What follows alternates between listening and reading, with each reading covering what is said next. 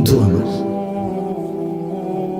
রব্বানা ইন্নাকা তা'লামু মা নুখফি ওয়া মা নু'লিন। ইব্রাহিম আলাইহিস সালাম বলছে, আল্লাহ আমি জানি আপনি আমার গোপন বিষয়গুলো জানেন, আপনি আমার প্রকাশ্য বিষয়গুলো জানেন। ওয়া মা ইয়াখফা আলাল্লাহি শাইউন ফিল আরদি ওয়ালা ফিস সামা। আল্লাহর কাছে সাত আসমানের উপরে সাত তবক জমিনের নিচে কোনো কিছু গোপন নাই। রাত 2টায় মা না ঘুমায়, আল্লাহ ঘুমায় না। ছেলেরা উলঙ্গ ছবি যে দেখো, মোবাইলে নর্তকীর নাচ দেখো, মা না ঘুমাইছে দোস্ত আমার, মালিক ঘুমায় না। বাবা না ঘুমায় গেছে, আল্লাহ ঘুমায় না। না, এজন্য আমরা প্রত্যেকেই, আমি শক্ত বললাম, আঘাত করে বললাম আর কি হয়তো, কিন্তু ভাবা দরকার, পরিবর্তন দরকার।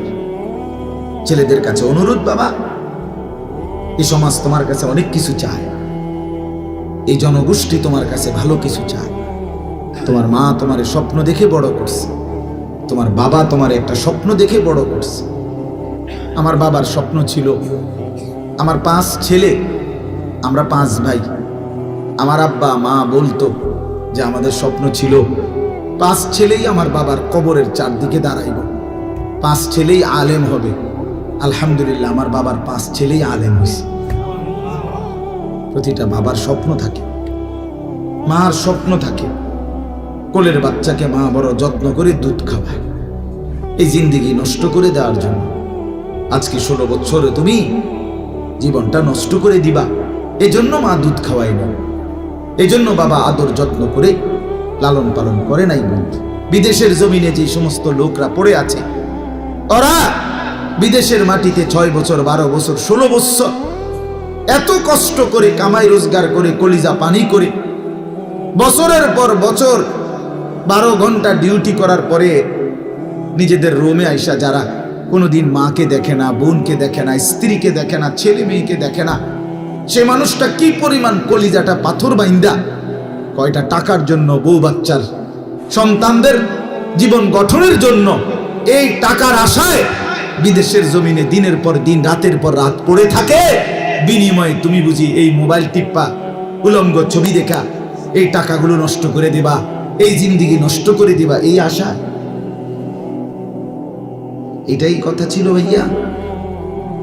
আমার একদিন এক ছেলে হারাম শরীফে সৌদিতে হজম জড়ায় ধরে বলছে, কাইন্দাস নরসিংদী বাড়ি, যে হুজুর আমি আজ 11টা বছর কোনোদিন বাদ যাই নাই, বাবার অভাব, সংসারের ঋণ শেষ হয় না, 11 বছর ধরে পড়ে আছি হুজুর, কোনোদিন অসুখ বিসুখ হইলে একটা ট্যাবলেট কেউ খুললে দিব এই মানুষটাও নাই। 11টা বছর ধরে বিদেশের মাটিতে পড়ে আছি, মা বাবা ভাই বোনের মুখে হাসি ফুটাবার জন্য। সেদিন একবার গত বছরের আগের বছর মনে হয় ওমরায় যাওয়ার পরে এক লোক বলছে, আমাদের কুমিল্লা বাড়ি, সে আমারে জড়ায় ধরে বলছে, হুজুর আমি 16 বছর বিদেশ করি, আমি 12 তলা না জানি 18 তলা বিল্ডিং এর নিচে, আন্ডারগ্রাউন্ডে নিচে একটা ছোট্ট রুমে আমরা 10-12 জন ফ্লোরে চাদর বিছাইয়া ঘুমাই। কয় এই কষ্ট করে টাকা জমাইয়া স্ত্রী ছেলে মেয়েকে শহরে বাংলাদেশে 7 তলা ফ্ল্যাটের উপরে ফ্ল্যাট ভাড়া কইরা তাগরে রাখি তাগরে ভাড়া রাখছি, ওইখানে ফ্ল্যাট বাড়িতে 7 তলার উপরে, নিচে থাকি ফ্লোরে। বিনিময়ে আমি ফোন করছি, স্ত্রীও ফোন ধরে না, ছেলেও ফোন ধরে না। অনেকক্ষণ ফোন করার পরে ছেলেটা ধরছে, ধইরা বললাম যে বাবা কথা বলতে চাইছি। ছেলে বলতেছে, আব্বু আমি এখন খেলতেছি মোবাইলে, পরে কথা বলবো। 3 বার ফোন দিছি, 3 বারই ফোলা কইতেছে এতে খেলে, এতে সময় নেই।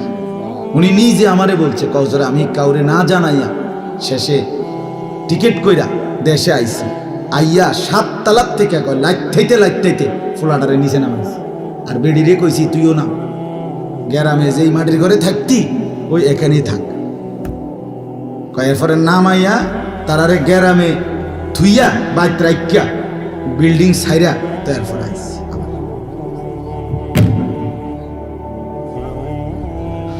কি রে বেটা, কি জন্য কষ্ট করলাম?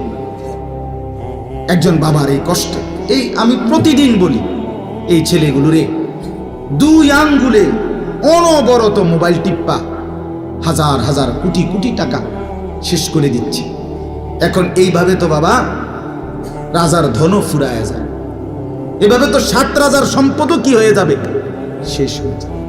প্রয়োজন তো প্রয়োজন থাকতে পারে, অফিসের কাজে, ব্যবসার কাজে, ব্যাংকের কাজে, শিক্ষা প্রতিষ্ঠানের কাজে। বড় মোবাইল, সেটা যদি কোনো দরকার প্রয়োজন, তো সেটা তো প্রয়োজনের মধ্যে, কিন্তু হাঁটতে চলতে উঠতে বসতে রোডে গাড়ে পেশাব পায়খানা টয়লেট বাথরুম রাত 2টা সারা দিন রাত মোবাইল, এটা টিফোন, এটা প্রয়োজন? এটা কথা হইলো কোনো? এটা কোনো জিন্দেগি হলো মিয়া? কে ফিরাবে ছেলেদেরকে? কে ফিরাবে বেপর্দা মেয়েদেরকে, চরিত্রহীন মেয়েদেরকে কে ফিরাবে? 16 বছরের যেই মেয়েটা রঙ্গে ঢঙ্গে টাইট কাপড় পইরা, টাইট জামা পইরা 1 ঘন্টা লাগাইয়া পাউডার সুনু মাইখা রাস্তায় বের হয়, ওই লম্পট ছেলেরা যাতে দেখে এবং রাস্তায় খাড়াইয়া মোতে এরকম অপদার্থ দেখবে, রাক্ষসের মতো তাকাইবে আর উপভোগের দৃষ্টিতে নিয়া নগ্ন কল্পনা করবে। এই জন্য যেই মেয়েটা আপনাদের বের হয়, আপনি বাবা কোথায়? আপনার বিবেকের মধ্যে কি শয়তানে মুতছে? হ্যাঁ বলেন, আপনি দেখেন না? আপনি বুঝেন না? আপনার বেপর্দা মেয়ে কোথায় যায়?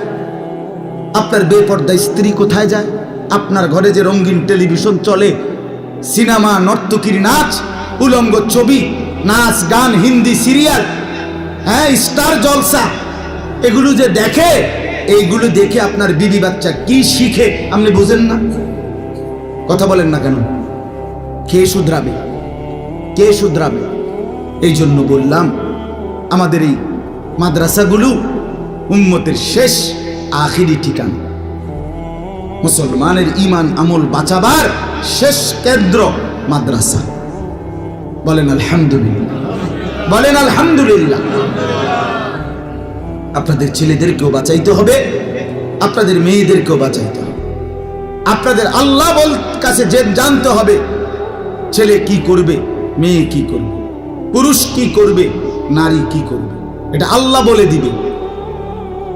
নিজেরা ভাবলে হবে না, টেলিভিশন থেকে শিখলে হবে না। সিনেমার নায়িকা, বিজ্ঞাপনের গায়িকা, ফুটবলের খেলোয়াড় আর ক্রিকেট খেলোয়াড় থেকে মডেল নিলে হবে না। মডেল নিতে হবে জীবন চলার পথেও। একবারে চুল হোক, দাড়ি হোক, জামা হোক, প্যান্ট হোক, ব্রাশ হোক, টুথপেস্ট হোক, আপনি হাসি হোক, কান্না হোক, খোদার কসম সবকিছুই নিতে হবে রাসূলুল্লাহ সাল্লাল্লাহু আলাইহি ওয়াসাল্লাম থেকে। নবী সাল্লাল্লাহু আলাইহি ওয়াসাল্লাম কিভাবে হাঁটছেন সাহাবীরা তাও বলছে, কিভাবে কাঁদছেন তাও বলছে, কিভাবে হাঁটছেন তাও বলছে, কিভাবে দাঁত পরিষ্কার করছেন তাও বলছে, কিভাবে পেশাব পায়খানার প্রয়োজন সারছেন তাও বলছে, কিভাবে রাত্রিবেলা প্রয়োজন সারছেন তাও বলছে, কিভাবে স্বামী স্ত্রী মিলিত হয়েছে তাও বলছেন, কিভাবে ফরজ গোসল করছে তাও বলছেন, কিভাবে পেশাব পায়খানা থেকে পবিত্র হইতে হয় তাও বলছেন, কিভাবে আপনার গোসল ফরজ হলে পবিত্র হতে হয় তাও বলছেন, ঘর চলবে কিভাবে, বাজার চলবে কিভাবে, দেশ চলবে কিভাবে, জাতি চলবে কিভাবে, ঘর চলবে কেমনে, স্ত্রী ছেলে মেয়ে চলবে কিভাবে, সব আল্লাহ তাআলা রাসূলুল্লাহর জিন্দেগীর মাধ্যমে, কোরআনুল কারীমের মাধ্যমে বলেছেন কিনা? তা আপনার কিচ্ছুই বাদ দিলেন, সব ছেড়ে দিলেন, তো কেমনে হবে জীবন? আমরা টিকবো কিভাবে? বিশ্বাস করেন, আমাদের আল্লাহ ছাড়া কেউ নেই। আমাদের জন্য, আমাদের নিরাপত্তা, আমাদের দুনিয়ায় বেঁচে থাকার অধিকারের জন্য আল্লাহ ছাড়া কেউ নেই, কেউ নেই। কোন পৌঁছেগা হামে তেরে সওয়া। হাকিমুল উম্মত থানভী রাহমাতুল্লাহ আলাইহি বলছেন এটা, আল্লাহ আপনি ছাড়া আমগো খবর নেয় কে, আমগো কথা জিজ্ঞেস করে কে, আমরার কথা জিগায় কে? বলে। এজন্য 48 দিনের লাগাতার আক্রমণে ইসরায়েলের ইহুদিরা 23 লক্ষ মুসলমানকে বসত ভিটা, একদম বাড়ি ঘর, একটা ভিটা মাটি, একটা ঘর আর মাটির উপরে অক্ষত নাই। এই 48 দিনের লাগাতার আক্রমণ 15,000-এর চাইতে বেশি নারী, শিশু, অবুঝ বাচ্চার রক্তে জমিন ভেসে গেছে।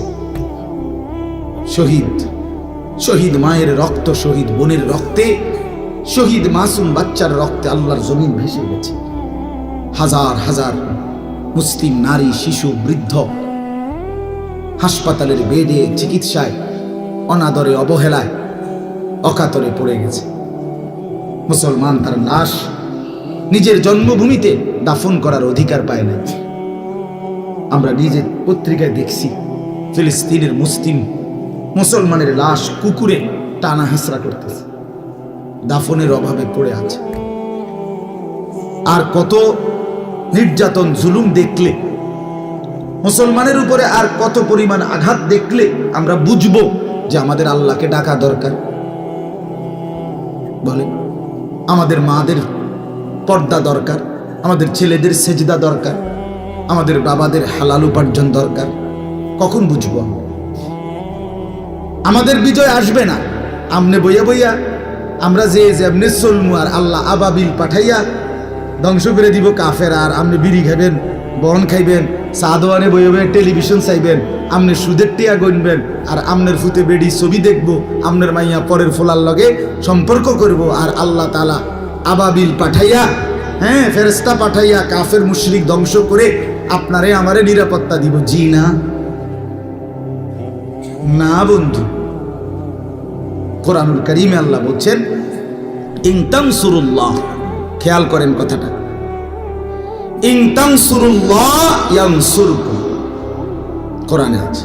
আল্লাহ বলেন, হে ঈমানদারগণ, তোমরা আমাকে, আল্লাহকে সাহায্য করো, আমি তোমাদেরকে সাহায্য করব। তুমি আমার দ্বীনকে সাহায্য করো, আমি তোমার জিন্দেগি নিরাপত্তা দেব। শর্ত হলো তুমিও আগাইতে। আচ্ছা বলেন, আপনারা বলেন, একটা সহজ উদাহরণ বলেন। বদরের যুদ্ধে আমাদের নবী এবং সাহাবীরা বিজয় লাভ করছে না পরাজয় বরণ করছে? কিভাবে? নবীজি সাল্লাল্লাহু আলাইহি সাল্লাম মদিনার থেকে ফু দিয়া, ঠিক না? অবশ্যই ফু দিছে। এনতে মদিনাতে বইয়া কি দিছে? এতে কাফেররা সব হাইরে গেছে, এই তো না? তো নবীজি সাল্লাল্লাহু আলাইহি ওয়াসাল্লাম ময়দানে গেছে কিনা? সাহাবীরা যুদ্ধে দাঁড়াইছে কিনা? যখন 313 জন সাহাবী, আমরা তাফসিরে পড়ছি, হাদিসে পড়ছি, পড়াইছি, তো নবীজি যখন 313 জন সাহাবীকে দাঁড় করাইছে 1000 কাফেরের মোকাবেলায়, তাকাইয়া দেখে 313 জন সাহাবীর কাছে তলোয়ার আছে 2টা, 2 জনের কাছে ঘোড়া আছে 8টা, এই অস্ত্র আর কিচ্ছু নেই। আর বাকিরা সব খালি হাত দাঁড়ায় আছে, এমনি দাঁড়াইছে সিরিয়াল। কাফেরদের প্রত্যেকের হাতে অস্ত্র, লৌহ, বর্ষা, বল্লম, ঢাল, তলোয়ার। আল্লাহ নবী সাল্লাল্লাহু আলাইহি সাল্লাম সাহাবীদেরকে বলছে, বুখারীর রিওয়ায়াত, নবীজি বলছে, তোমরা এমনি একটু দাঁড়াও, যেমনি আসো এমনি দাঁড়াও, আমি আসতেছি একটু। এই কথা বলে নবী পিছনের দিকে আসছে, আয়েশা একটা পাহাড়ের টিলার নিচে সমতল ভূমিতে আল্লাহ নবী সাল্লাল্লাহু আলাইহি সাল্লাম সেজদা দিয়েছে, চোখের পানি ছেড়ে দিয়েছে। আর আল্লাহকে বলছে, মাওলা, আমার গত মক্কার 13 বছর আমি দিবানিশি মেহনত করে, আর মদিনায় আজকে প্রায় 1 বছরের কাছাকাছি, এই প্রায় 14 বছরের কাছাকাছি আমার দিবানিশি মেহনতের বরকতে, মেহনতের পরিশ্রমের ফসল আমার এই 313 জন, আমার আর নাই। আমি এই 313 জন মানুষ এখানে আইনা দাঁড় করাইবার আগে গত 14টা বছর আমি কষ্ট করছি। আমি তায়েফের রক্তে আমার পিঠ পাথরের আঘাতে ঝাঁঝরা করে ফেলছি। আল্লাহ, আমার পুঁজি কয়জন? আপনি যদি আমার এই অল্প কয়জন অনুসারী এদেরকে ধ্বংস করে দেন আজকে কাফেরদের হাতে, আপনার জমিন আপনাকে সেজদা করবে কি? আল্লাহুম্মা ইন তুহলিক হাযিহিল ইসাবা লান তু'বাদা ফিল আরদ। আল্লাহ, আমার এই ছোট্ট দলটাকে যদি শেষ করে দেন, তাইলে আপনার এই জমিনে আর ইবাদত করবে না। এই কথা বলে নবী কান্দা শুরু করছে, আল্লাহ, আপনি আপনার সাহায্য করেন। আমি যে দূর আমার ছিল, আমি নিজে আমার অনুসারী নিয়ে দাঁড়াইছি। এই ঠিক তখন কসম আল্লাহ, আল্লাহ তাআলা জিব্রাইলকে ডাক দিয়ে বললেন, জিব্রাইল, বন্ধু আমার কাঁদতেছে, যাও না, তুমি যাও, আমার দোস্তের সাহায্য করতে যাও। জিব্রাইল তখন বলছে, রব্বুল আলামিন, কয়জন নিয়ে যাইতাম, না একলা যাইতাম? আল্লাহ বলে, 1000 যোদ্ধা ফেরেশতা নিয়ে এখন যাও। আন্নী মুমিদ্দুকুম বিআলফিন মিনাল মালাইকাতি মুরদিফিন। 1000 ফেরেশতা নিয়ে জিবরাইল সাহাবায়ে কেরামের কাঁধের সাথে কাঁধ মিলিয়ে যুদ্ধ করছে, মুসলমানদের বিজয়ের পতাকা উড়ে গেছে। বন্ধু আমার, আমরা আগাইতে হবে, আমরা সেজদা দিতে হবে, আমরা বন্দেগী করতে হবে, আমাদের স্ত্রীকে পর্দাশীল বানাইতে হবে, আমাদের মেয়েকে দিনদার বানাইতে হবে, আমাদের মাকে পবিত্র বানাইতে হবে, আমাদের কন্যাটাকে পবিত্র বানাইতে হবে, আমাদের বোনটাকে চরিত্রবান বানাইতে হবে। সবাই মিলে, আবারও বলছি, সবাই মিলে হইতে হবে, পুরুষরাও নারীরাও, জওয়ানরাও বুড়ারাও, সবাই মিলে একটি সুন্দর দ্বীনি পরিবেশ তৈরি করলে আল্লাহর রহমত আসে। একজন হুজুর, 2 জন হুজুর, এটা হবে না। একজন, ওই বেচারা আহাজারি করছে আপনাদের সামনে। মাদ্রাসার কথা বলতে গিয়ে বাস্তবতা এটাই, লম্বা হয়ে যাচ্ছে, উনিও বুঝছে, কিন্তু ওই যে ওনার অস্থিরতা, বেচারার আবেগ থামাইতে পারতেছে না, যে সে একটা মাদ্রাসা গড়ার জন্য এই পরিমাণ কষ্ট করছে, দৌড়াদৌড়ি। আমার কাছে তো এই মাহফিলটার জন্য মনে 50 বার করছে। ডাক্তার বাহার, এই বেটা, ওই যে আমাদের কামরুল, আরো অনেকেই দফায় দফায় অনুরোধ করে এই মাহফিলটা মিলাইছে। আমার আরো একটা মাহফিল আছে, আবার এখন ওই হোমনা যাব। তাহলে আমি আপনাদের কাছে বলতে চাচ্ছি, আপনাদের কাছে এটা বুঝাইতে চাচ্ছি, আমি চেষ্টা করি, আমি বুঝি এই অস্থিরতা যদি আল্লাহর জন্য হয়, খোদার কসম পুরা জাতির বিরোধিতার মোকাবেলায় মাদ্রাসা দাঁড়ায় যাবে ইনশাআল্লাহ। শুধু শর্ত হইল এই অস্থিরতাটা যেন আল্লাহর জন্য, ইখলাস থাকলে। আমি আজকে 18 বছর, আমার এই ছোট্ট ওয়াজের জিন্দিগি 18 বছর, 18 বছর হয়েছে। এই কত ঝড়, কত তুফান, কত নিন্দা, কত সমালোচনা, কত কিছু, কত উনাফানা, কত জলের, কত ফ্যানফ্যানানি শুনছি। আমি একটা সিদ্ধান্তে ছিলাম, যে যা মনে কক, যে কক ওয়াহাবি, যে কক দুশ্মন, যে কক ইডা, বাবুরে আমি কইতে কইতে আলি দিয়া আমি কইতে থাকি, উনি কইতেই থাকছে, আমরা বলতেই থাকছি। আল্লাহ তাআলা মুমিনের কলবের দিকে তাকাইয়া বরকত দিতেই থাকছে। কোনো সন্দেহ, কোনো সন্দেহ। এজন্য সবার কাছে অনুরোধ, দ্বীনকে ভালোবাসেন, কোরআনকে ভালোবাসেন, আল্লাহকে ভালোবাসেন, রাসূলুল্লাহ সাল্লাল্লাহু আলাইহি সাল্লামকে ভালোবাসেন। আমার তরিকায় আমনাইউল লাগতো না, আমনের তরিকায় আমি যাওন লাগতো না। কেউ কাউরে নিয়ে টানাটানি করার দরকার নাই। প্রত্যেকেই ইসলামকে নিয়ে, কোরআন সুন্নাহর খেদমতকে নিয়ে ফিকির করা দরকার। ঠিক কিনা বলেন না কেন? এটা উচিত, এটা উচিত। আপনি পক্ষে থাকেন, পক্ষে থাকেন। কোন মসজিদ, কোন মাদ্রাসার বিরুদ্ধে যেন আপনার নাম না আসে।